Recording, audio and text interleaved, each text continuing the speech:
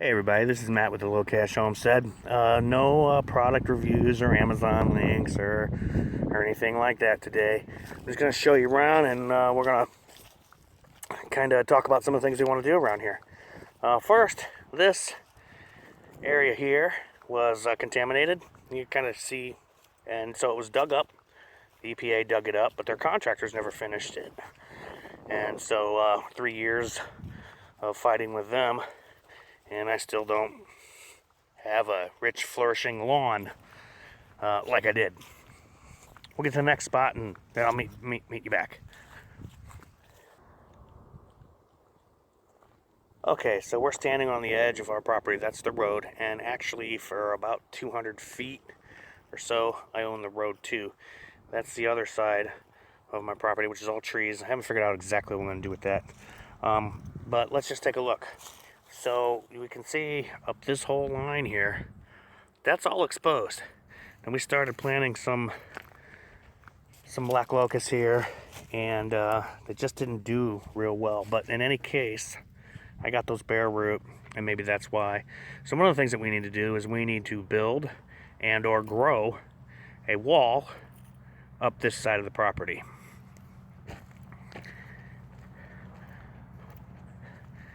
We want to grow a wall. I would prefer something nasty. We have some defense because of this little hill here. Believe it or not, it's actually quite difficult to drive a vehicle up that. I have a 4x4 and it still don't make it. Down here, yuck.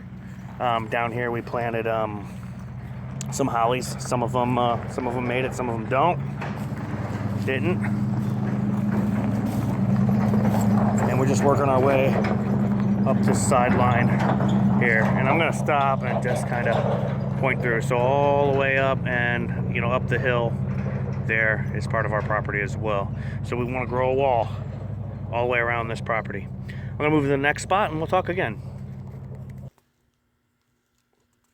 Okay, so right around in this little tree lined area right here, it's kind of barren right now because it's winter, but right here and in this back area here, this is where we're going to do our mushrooms.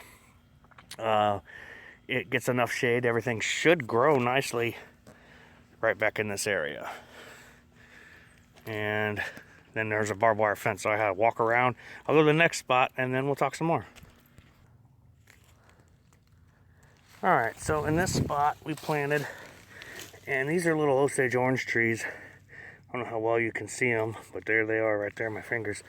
I found a bunch of Osage orange apples, or oranges, whatever you want to call them, hedge apples or whatever.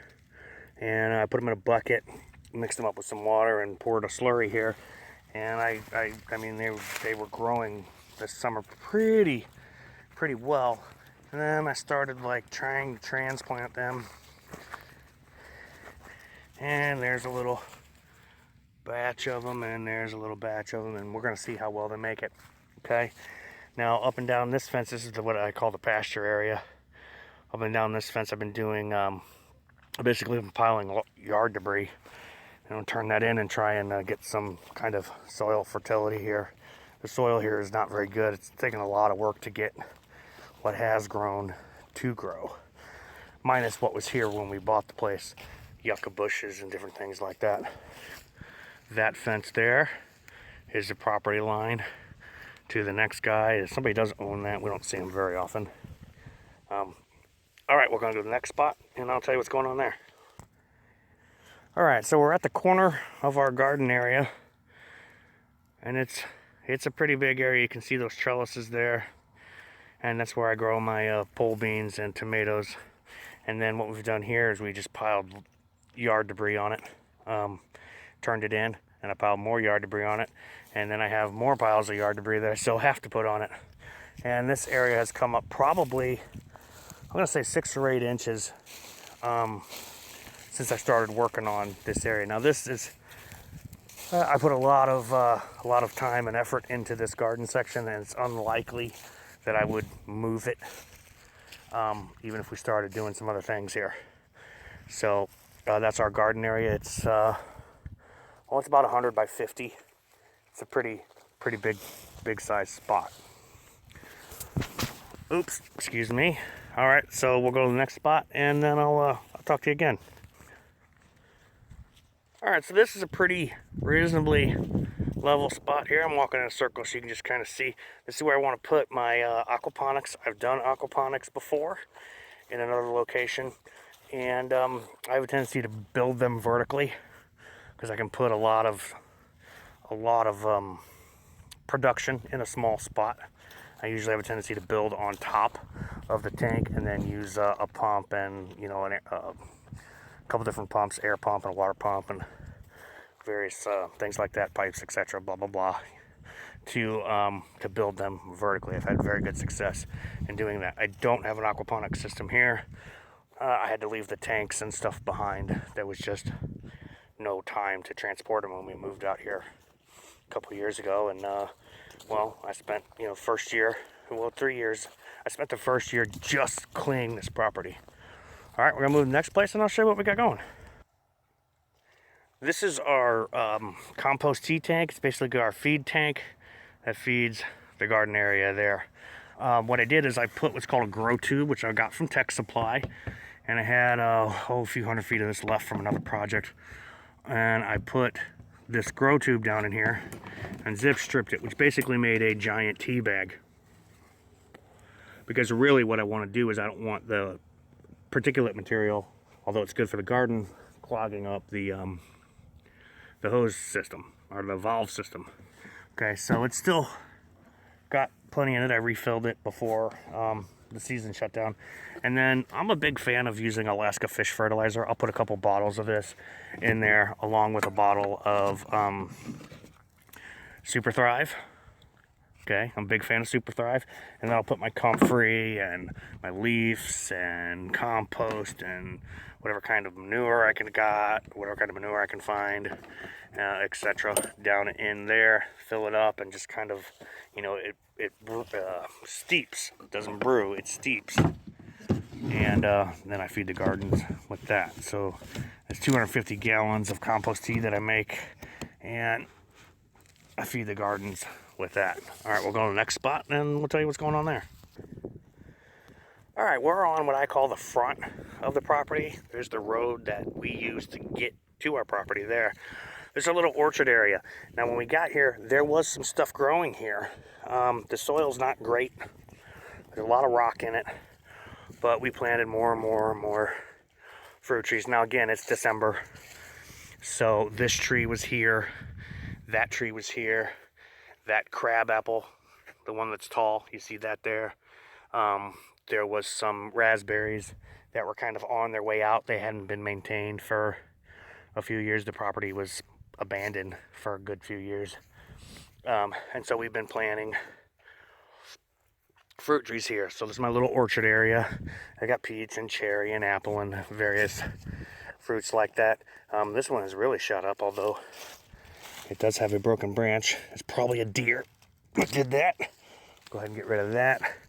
There's a lot of deer in our part of Missouri. Okay, and then as you're looking at the road, you're going to see some little trees here. These are arborvitaes and yews. I put these in fall of the first year, and they were super tiny. They were like, and I got them like, end of season $5 trees, and they are tripled in the size that they were. We've had a very harsh summer this year. It didn't rain, it was hard to irrigate, and so we're going to see if they survived in the spring. But this goes all the way down to the second driveway, and I'll show you more of that. And then over here on this side we planted hollies, and I think there's one of them that probably didn't make it, but looks like the other 5 did, or the other 4. 1, 2, 3, 4, 5. Yeah, so it looks like the other 4 made it. That was also a difficult stretch of dirt to work. I cultivated it and stirred in compost and manure and all kinds of add-ins there to try and make it a viable, try to make it grow something. All right, so this is on the front. This is the part of the whole thing. And excuse me, 2014. It's kind of cold this December. So we bought this place in 2014, and in 2014, you know, I had this vision of we can grow a wall around this. I left the leaves around it, and again, I'm trying to kind of build some additional fertility here. This whole orchard area and everything, I am probably going to just inundate it with buckwheat and then chop and drop it, because there's not even very much lawn here, and I've worked very hard to get lawn. So, first place I've lived where I really gave a shit about what the lawn looked like. Okay. And then same thing down here. This is our other driveway, and Amazon drivers keep running over my light post and breaking my lights. There's another light there. But anyway, this stretch of ground has been more difficult, from the driveway to the cedar patch. I've planted various things here, and none of them seem to make it. These are Alberta spruce, and in retrospect, probably not the best thing to put by the road, since they don't handle pollution real well. One thing that has done fine is this little 2-inch piece of bamboo. I put in like a little 2-inch piece of bamboo that I got for $3 at the farmer's market, and it's grown into that. So we'll keep experimenting with what we can put along the road. And again, I'm going to turn this, probably just plant a whole bunch of buckwheat here, so try and get some soil building going on here. All right, so that's the basics of what. I got another thing to show you here, and over here. And yeah, planter boxes aren't necessarily the best thing, or raised bed gardening or whatever, but at the time, that's kind of the method I had to take. I picked up some asparagus plants that were, you know, year in, close out, $1 a piece or whatever, and I planted them in that box. And then this year, I'm just now starting to get asparagus from those. And then I found this egress bay, or what was left of an egress bay, and put some boards on the back of it and put a couple more asparagus plants that I was able to get. Now these are 3 years old, and these are not even a year old, and so that's kind of you know, I'm excited to start getting asparagus. I had probably like 10 pieces that I could eat last year, but you know, this is like the long-term kind of operation here. All right, so that's just a little tour of some of the stuff we got going on. And if you would, please visit us on YouTube at The Low Cash Homestead. It's YouTube, search The Low Cash Homestead. It's Facebook.com/LowCashHomestead and Patreon.com/LowCashHomestead. Thank you very much. Have a good day.